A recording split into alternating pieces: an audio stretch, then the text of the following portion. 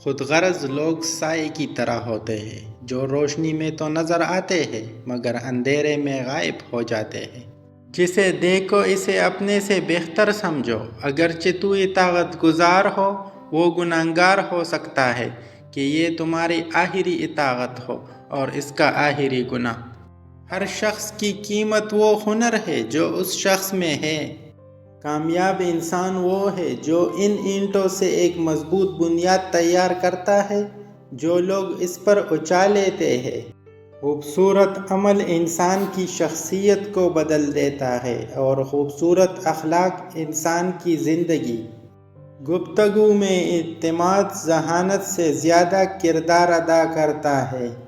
انسان زندگی سے مایوس ہو تو کامیابی بھی ناکامی نظر آتی ہے۔ امت مسلمہ کے زوال کے 2 اسباب ہیں۔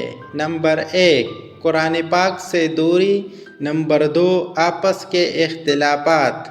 جب کبھی تم بغیر کسی وجہ کے خوشی محسوس کرو تو یقین کر لینا کہ کوئی تمہارے لیے گہی دعا گو ہے۔ اگر یہ معلوم کرنا چاہتے ہو کہ وہ تم سے کتنا پیار کرتا ہے تو اسے غصے کی حالت میں دیکھ لو۔